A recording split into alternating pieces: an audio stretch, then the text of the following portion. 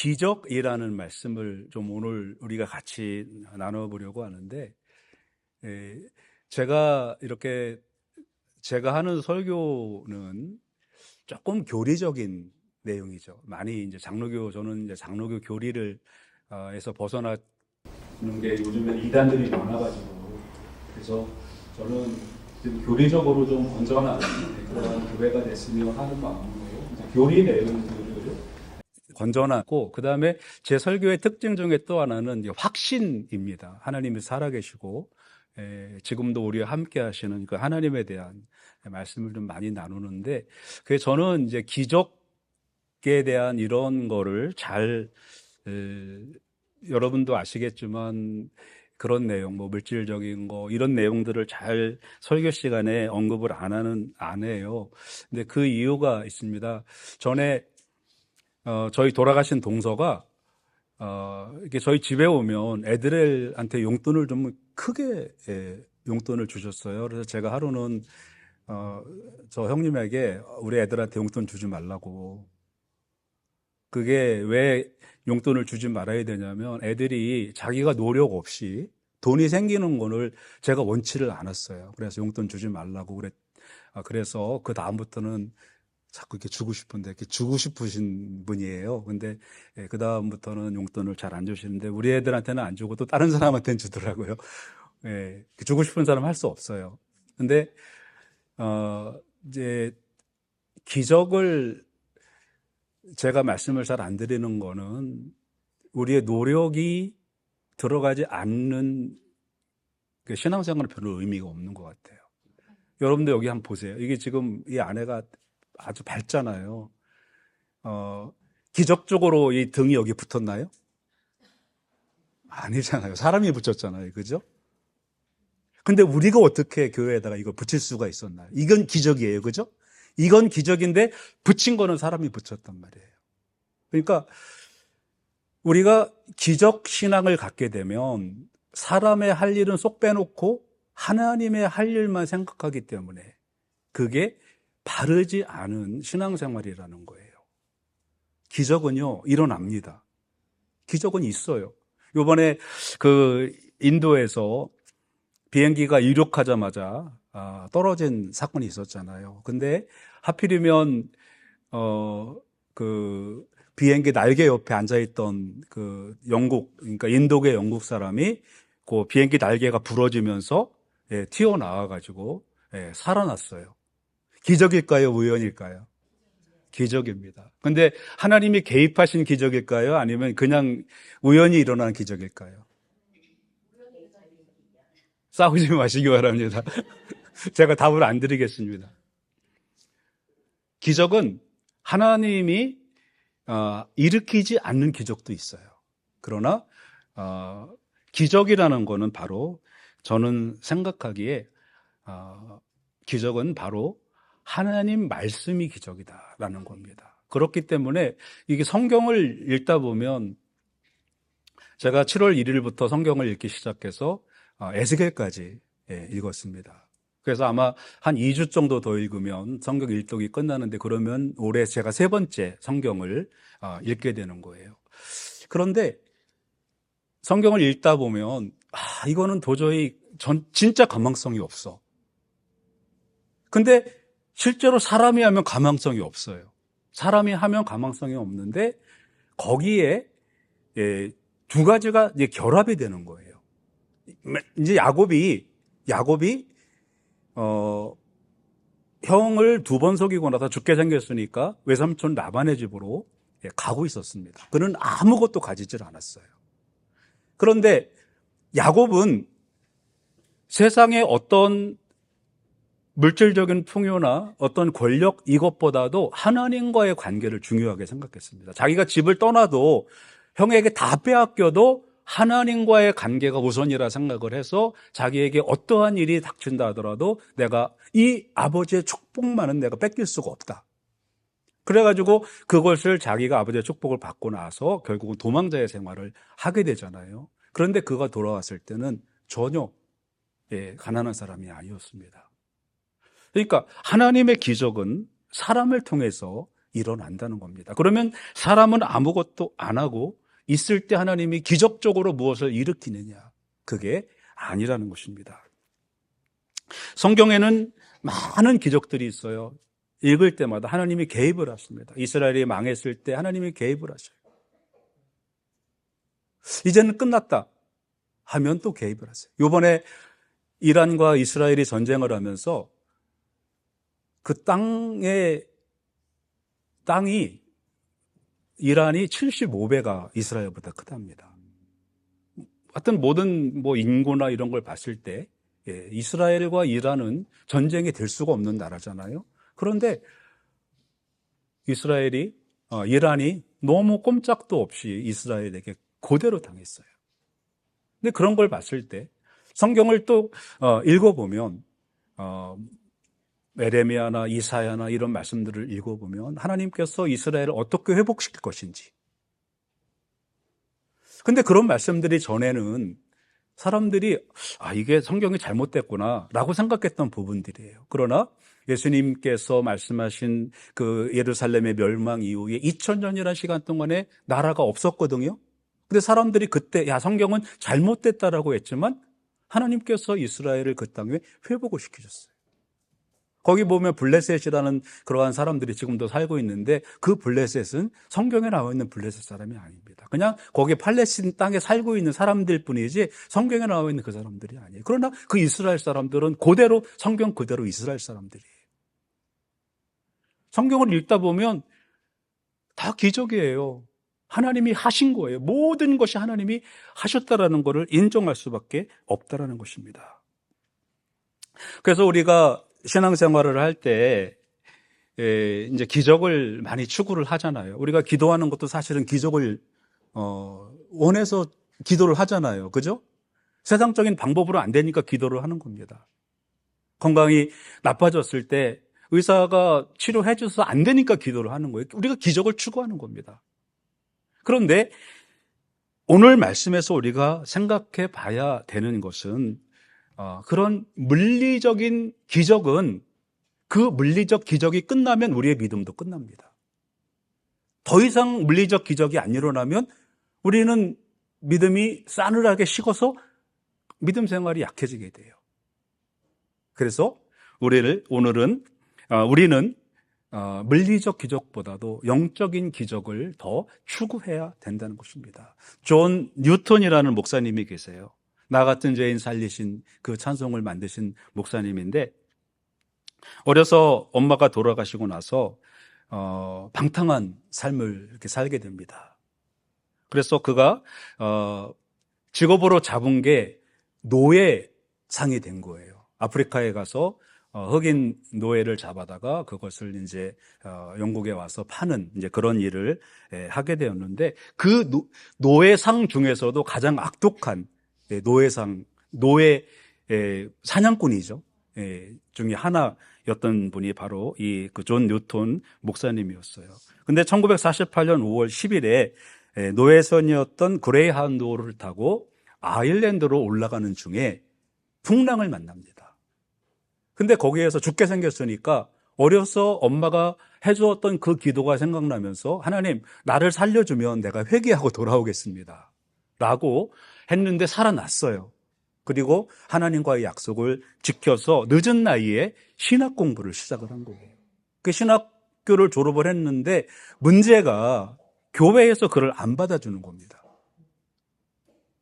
저 사람은 노예상 중에서도 가장 악독한 노예상인데 저 사람이 목사가 돼? 근데 존 뉴턴 목사님은 포기하지 않고 끝까지 노력했을 때 그 진실이 받아졌고 그가 82세까지 목회를 하였습니다. 굉장히 유명한 설교자였고 근데 그가 한 중요한 일 중에 하나가 노예제도를 폐지하는 어떤 그 다른 분은 제가 기억이 안 나는데 그 두 분과 함께 실제로 그거를 노예제를 폐지를 시켰던 이 목사님이 존 뉴턴 목사님인데 그가 마지막에 유언으로 남긴 말씀이 이겁니다. 다른 것은 다 잊어도 내가 극악무도한 죄인이라는 것과 그럼에도 불구하고 구원받았다는 것은 결코 잊지 못한다. 자, 이 말을 유언으로 남겼습니다. 그러니까 우리가 세상에서 물리적인 기적을 많이 체험을 하고 물질도 권력도 명예도 가졌다고 해요. 그러나 영적으로 우리가 기적으로 구원받지 못하면 그것은 세상에 놓고 가야 됩니다. 우리는 세상이 끝이 아니거든요. 그러니까 이 존 뉴턴 목사님처럼 우리는 영적인 기적, 예수님께서 나를 구원하시고 예수님께서 나를 구원하시기 위하여 이 땅에 오셨던 그러한 놀라운 기적적인 사건들을 우리가 이해하는 것이 중요합니다. 그런데 오늘 저는 여러분에게 물리적 기적도 영적인 기적도 말씀을 드리려는 것이 아니고 예수님의 기적을 말씀을 드리려고 하는 겁니다. 예수님은 왜 이런 기적을 일으키셨나 하는 것입니다. 오늘 첫 번째 말씀은 예수님의 기적은 메시아 사역이라는 것입니다. 물리적으로 기적을 일으켜서 예수님이 위대함을 사람들에게 보여주시려고 했던 것이 아니셨습니다. 시편 89편 9절에 주께서 바다의 파도를 다스리시며 그 파도가 일어날 때에 잔잔하게 하시나이다. 이거는 메시아가 오시면 일어날 그 메시아 사역을 말씀하고 있거든요.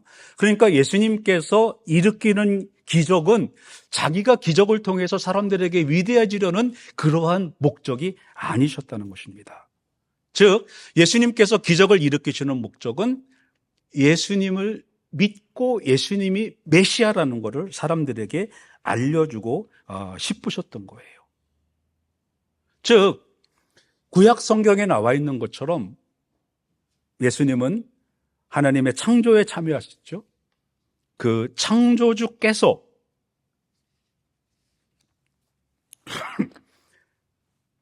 자연에서 일어나는 그러한 것들을 통제할 수 있는 바로 그런 분이 예수님이시라는 것을 보여주신 것입니다.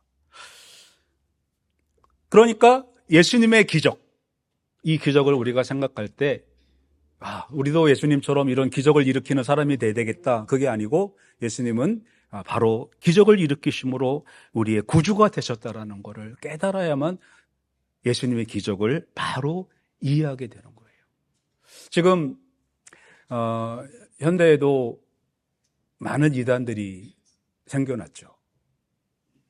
근데 그 이단들은 문제가 메시아 사역을 못한다는 게 문제입니다. 메시아 사역을 못하세요. 근데 그거는 오직 예수님만 하실 수가 있는 그러한 사역이신 것입니다. 예수님은 바로 메시아로서 기적을 일으키셨습니다.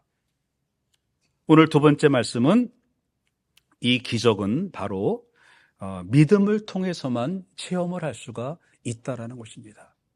그러니까 제자들이, 자 여기 보시면 예수님께서 이르시되 제자들에게 이르시되 어찌하여 이렇게 무서워하느냐, 너희가 어찌 믿음이 없느냐라고 하십니다. 예수님과 제자들이 방금 전에 무슨 일이 있었냐면 벳세다에서 물고기 2마리와 보리떡 5덩이로 5,000명을 먹이시는 그러한 일이 방금 그냥 몇 시간 전에 있었어요. 그리고 나서 사람들이 있으니까 예수님께서는 배를 타고 다른 곳으로 이동하시기 위해서 지금 이동하는 중이셨습니다. 그런데 갑자기 그 갈릴리에서는 그 위쪽에서 그 산 사이로 바람이 많이 오기 때문에 일기가 갑자기 변하는 일들이 많답니다. 그러니까 갑자기 바람이 일어나니까 제자들이 너무 깜짝 놀래갖고 예수님이 주무시는 이제 배가 이제 어선인데 위에는 물고기를 잡는 그런 공간이 있고 아래는 사람들이 쉴 수 있는 그러한 공간이 이제 아래 공간이 있습니다. 예수님께서는 그 아래 쉴 수 있는 공간에도 주무시고 계시는 거예요. 근데 제자들이 밑으로 뛰어내려와서 예수님에게 소리를 지릅니다. 선생님, 우리가 죽게 된 것을 돌아보지 아니하시나이까? 라고 예수님께 항의하는 거죠. 왜 우리가 죽게 되는데 예수님은 주무십니까? 라고 예수님에게 이야기를 하고 있는 것입니다. 자, 한번 상황을 돌아가 보겠습니다. 자, 물고기 2마리와 보리떡 5덩이를 가지고 5,000명을 먹였습니다. 그거를 나눠준 사람들이 누구죠? 그 제자들입니다. 지금 같이 있었던 제자들입니다. 자, 그런 상황이라면 예수님이 막 내려가 보니까 바람이 막 불고 막 배가 흔들려요. 예수님이 내려가 보니까 예수님이 주무시고 계시거든요. 그러니까 막 내려갔다가 야, 조용히 해. 예수님 주무신다. 우리도 같이 자자. 이게 원래 반응이 돼야 되지 않겠습니까? 그죠? 그게 반응이 돼야 맞습니다. 예수님 주무시니까 우리도 자자. 근데 소리를 지르는 거예요. 우리 다 죽게 되는데 예수님 뭐 하시냐고. 네? 이게 기적신앙의 맹점입니다. 이 기적신앙이 안 되는 이유가 바로 그거예요. 기적이 멈추면 내 신앙도 멈춰버리는 거예요. 그러니까 제자들이 지금 예수님을 원망하고 우리가 죽게 되었다고 예수님께 항의할 것이 아니라 같이 옆에다 누워 자야 되는 게 맞는 반응이었다라는 거예요. 예수님께서 깨어나셨죠. 뭐 주무셨겠어요. 그냥 깨어 계셨겠죠. 그래서 예수님께서 그들에게 물어보는 질문이 그겁니다. 어찌하여 이렇게 무서워하느냐. 그리고 하시는 말씀이 너희가 어찌하여 믿음이 없느냐라고 하시는 거죠. 그러니까 이거를 접근이 바로 이 기적에 대한 접근은 바로 믿음으로 접근을 하게 되는 것입니다. 우리가 살면서 세상에서 많은 두려운 일이 있습니다. 그랬을 때 그냥 부흥회 가서 금방 은혜 받고 그냥 뭐 천국에도 내려갔다 올라갔다 하고 나서 바로 원망하고 낙심하고 두려움에 사로잡히고 하나님이 없는 것처럼 제자들처럼 그러는 거예요. 예수님 어디 계십니까? 뭐 하십니까? 우리 다 죽게 되었습니다. 라고 주님을 원망하는 그러한 일이 생기게 되는 것입니다.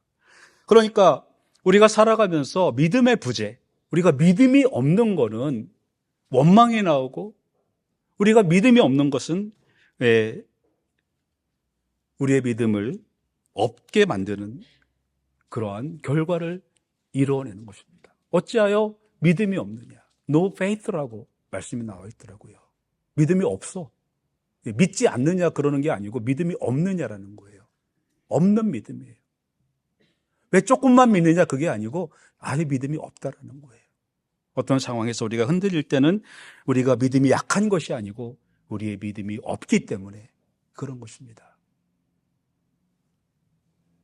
그래서 우리의 삶에 두려운 일이 생길 때가 있습니다.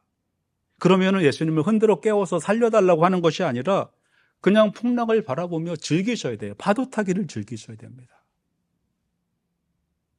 우리 인생에 갑자기 어려운 일이 생겨요. 그러면은 막 두려움을 갖고 있을 때 예수님이 그런 말씀하시죠. 어찌하여 무서워하느냐? 믿음이 어디 있냐는 거예요. 어찌 믿음이 약하냐가 아니고 믿음이 없느냐? 너 믿음 어디 갔냐? 금방까지도 그렇게 믿는다고 난리를 치더니 그 믿음 어디 갔냐라는 거예요. 그래서 오늘 우리가 기적을 체험하기 위해서는 믿음이 필요합니다. 믿음이 없는 기적은요, 그 기적이 끝나는 순간 우리의 믿음도 끝날 수밖에 없는 것입니다. 그리고 오늘 세 번째 말씀은 제자들이 겪었던 그 두려움입니다. 그 두려움이 우리 안에도 있어야 됩니다.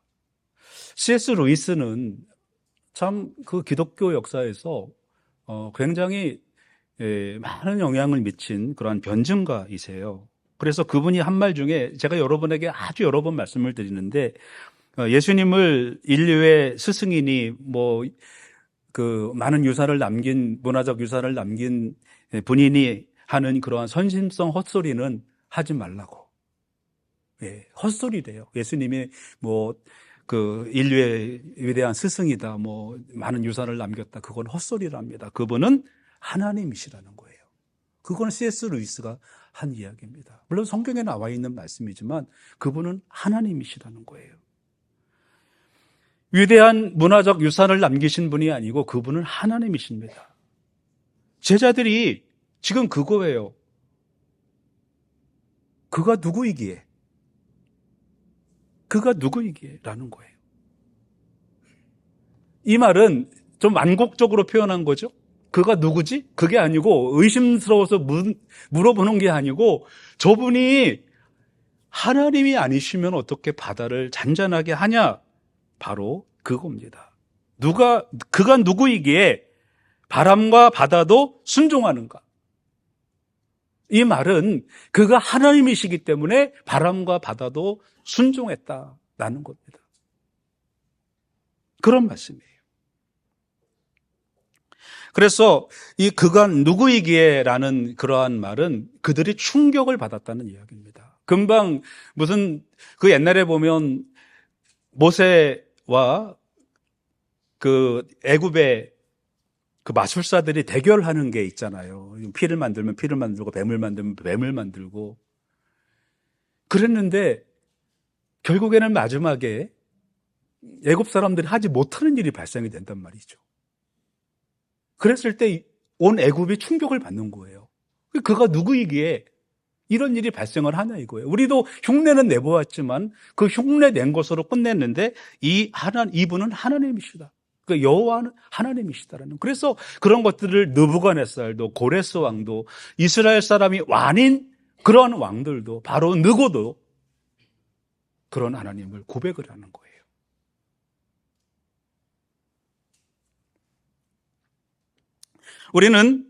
우리에게도 그런 고백이 필요합니다. 그가 누구이기에 라는 체험이 우리에게 필요합니다.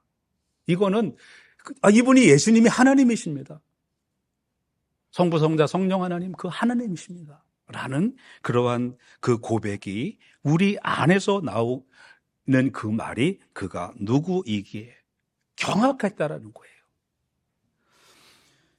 시편 89편 9절 말씀에도 나와 있는 그 말씀, 그리고 시편 107편 29절에도 광풍을 고요하게 해서 물결이 잔잔하게 하시도다라는 이 말씀을 이루시는 그가 누구이기에 제자들은 이 모든 것이 오직 하나님만 하실 수 있다라는 것을 그들의 눈으로 목격하게 된 것입니다. 우리는 믿음 생활을 하면서 작은 체험들을 참 많이 합니다. 저도 방언 기도를 한 번 해보고 하고 싶어도 저는 이렇게 안 돼요. 근데 제가 몇 번 간증으로 드렸던 말씀인데 제 동생이 막내가 갑자기 이상한 병이 걸렸는데 낫질 않는 거예요. 그래서 이제 여기 그 살이 다 헤어지는 그러한 병인데 그때가 89년도인 것 같아요. 90년도, 89, 90, 90년도, 91년도. 제가 신학교 졸업할 때니까 그때 91년도에 부여해서 제 동생하고 똑같은 그 증세로 한 사람이 죽었어요. 그런 상황이었는데 그때 제가 밤에 저는 지금도 방언 기도를 못합니다. 전에도 못했고 지금도 못하고. 근데 10시에 이제 그 심야 기도회, 철야 기도회가 들어갔는데 그래서 기도회 하고 그다음에 한 12시 정도에 기도회가 끝난 것 같아요. 그래서 제가 이제 무릎을 꿇고 기도를 시작을 했는데 저는 진짜 그런 체험이 처음입니다. 그냥 혀가 딱 돌아갔는데 멈출 수가 없어요. 이게 멈춰지질 않는 거예요. 그래가지고 막 기도를 하고 근데 이제 기도가 끝났어요. 근데 그 기도가 끝난 느낌이 한 10분에서 15분 느낌이에요. 그래가지고서 이상한 경험도 했다. 그리고서 이제 일어나서 나가서 시계를 보니까 새벽이에요. 한 5시간이 지났어요. 5시간을 한 15분 기도한 것처럼 했어요. 그리고 나서 주일 이제 그때 토요일 학생부 예배하고 주일 예배 끝나고 월요일 저녁 때 병원에 갔는데 이 입술이 이게 그 피부가 없었어요. 다 벗겨져 가지고 다 이게 녹아 들어가는 거예요, 전체가. 근데 입술 끝에 피부가 조금 생겼더라고요. 그래서 제가 이제 그때 막내 동생이 논산에서 그 방위를 특수부대 방위를 받고 있었을 텐데 같이 저녁에 이제 만났는데 이 막내가 용삼인데 났나 봐. 그러니까 좀 낮았어 그러더라고요. 근데 내가 참 이상한 경험도 했다. 너도 알다시피 내가 그런데 뭐 알지 않냐? 뭐 우리 교단 이제 우리 교회 자체가 이제 우리 교단 자체가 그런 교단이니까. 근데 희한한 경험을 했다라고 하니까 형 그때가 몇 시였어? 물어보더라고요. 둘째가 지금 이제 서울에서 목회하는 그 둘째가 형 그때 몇 시였어? 그래서 그때가 한 3시, 4시, 5시 그때쯤 됐나 봐. 근데 그 막내가 30분 이상을 잠을 못 잤어요. 이렇게 숨을 쉬면 이게 녹은 살이 이렇게 기도를 막으면서 이렇게 하고 깨어나고 30분 이상을 못 잤는데 제가 기도 끝난 그 시간부터 3시간, 4시간을 푹 자고 일어나더니 그다음부터 이게 이제 피부가 생기기 시작하는데 의사가 한 달 정도면 퇴원할 수 있을 것 같다고 그랬는데 일주일도 안 돼서 5일 만에 퇴원했어요. 근데 우리가 그냥 우연이라고 하기에는 기적이라고 하기에는 의사들도 왜 났는지도 모르고 그러는 것들이 우리에게 일어났는데 하필이면 또 그때 제가 기도를 했거든요. 근데 또 제가 그 얘기를 간증을 서로 나누다 보니까 제가 기도 끝나고 나올 때 옆에 그 황금래 집사님이라는 분이 같이 기도하고 있었거든요. 근데 그때 그런 얘기를 하니까 그분이 전도사님 나도 그때 동생을 위해서 기도하고 있었어요. 또 저희 어머니한테 그 얘기를 했더니 우리 어머니도 새벽에 그때 같이 셋이서 동생을 위해 기도를 하고 있었어요. 그러니까 이것처럼 오늘 우리는 하나님께서 하실 수 있는 그러한 일들을 우리는 체험을 할 수가 있다라는 것입니다. 이때 여기에서 그가 누구이게라는 그러한 도대체 예수님이 누구이시기에 그분은 하나님이시기 때문에 이런 일을 하실 수 있다라는 그러한 고백이 바로 그가 누구이기에 질문하는 의심하는 게 아닙니다. 이거는 그 체험한 그분을 고백하는 그러한 말씀인 것입니다. 그렇기 때문에 우리는 광풍 속에서 죽음의 두려움을 느꼈을 때, 예측 불가능한 우리 인생의 폭풍우가 우리에게 몰아칠 때에 이 문제를 누가 해결해 줄 수 있을까? 바다 배 밑으로 뛰어 들어가서 예수님 다 죽게 되었습니다. 다 끝났습니다. 이제는 예수님의 그 복음 사역이고 뭐고 다 우리 이제 바닷속으로 빠져 들어가 죽게 생겼습니다. 라고 하는 것이 아니라 우리도 예수님 옆에서 같이 잠이나 자자 라고 고백할 때에 우리는 불가능해 보이는 그러한 상황이 역전이 되어지는 것입니다. 그가 누구이기에 라는 말은 체험적 고백인 것입니다. 여러분들도 그가 누구이지? 도대체 예수님이 어떤 분이신데 나에게 이러한 놀라운 일들이 일어나지? 라는 고백이 여러분의 삶 가운데 있으시기를 바랍니다. 그가 누구이기에 바람과 바다도 순종하는가? 그가 누구이기에 이러한 세상의 모든 일들도 그분 앞에 순종하는가? 라는 거예요. 제가 에스겔 말씀, 이사야 말씀 이렇게 지나가면서 정말 놀라는 거는 하나님의 말씀이 어떻게 그렇게 문자 그대로 성취가 되거나 라는 거예요. 얼마 전에 제가 뉴스에서 네게브에 그 네겝이라는 땅이 있거든요. 네게브에 그 유대민 정착촌을 건설한다는 말이 나와요. 근데 이번에 그 이사야서를 읽는데 네겝을 내가 회복시키신다라는 말씀이 나오는 거예요. 이게 기적 아닙니까? 예수님께서도 그 기적이 바로 내가 너희를 구하러 온 그 기적의 내가 기적이다. 나를 믿는 사람은 구원받고 나를 믿지 않는 사람들은 멸망받을 수밖에 없다라는 것을 보여주시는 것입니다. 어제나 오늘이라 영원토록 동일하신 그 초월적 존재이신 예수 그리스도. 오늘 예수님께서 기적을 보여주신 그것은 어떤 물리적으로 영적으로 기적을 통하여 그분을 알리려고 했던 것이 아닙니다. 바로 그것은 예수님이 메시아 사역인 것을 구약을 완성한 것을 우리에게 보여주신 것입니다. 그것은 바로 우리가 주님을 믿으라고 내가 메시아라고, 예수님이 메시아라고, 그거를 믿으라고 보여주신 사건입니다. 사랑하는 성도 여러분, 오직 예수 그리스도께서 우리의 유일한 구원자이십니다. 그분만 우리를 살리실 수 있는 분입니다. 그분이 여러분의 메시아가 되시기를 주님의 이름으로 축원합니다. 기도하시겠습니다. 하나님, 오늘 예수님께서는 세상에 한 번도 없었던 그런 일들을 해 주셨습니다. 그것은 바로 기적이라고 우리가 표현하는데, 그 기적은 우리에게 어떠한 물리적 기적을 통해서 예수님의 신성을 입증하려고 했던 그러한 것이 아니었고, 구약에 예언되어 있는 메시아, 그분을 믿을 때 우리가 영원한 생명을 얻을 수 있다라는 것을 보여주신 바로 메시아의 기적 사건이었습니다. 하나님, 우리가 세상을 살아가는 동안에 많은 이러한 광풍이 우리에게 불어올 때가 있습니다. 우리가 두려워 사로잡혀 있는 것이 아니라 그가 누구이기에 라는 체험적 고백을 드릴 수 있는 우리 브릿지교회 성도들 모두가 되게 하여 주시옵소서. 예수님 이름으로 기도드립니다. 아멘.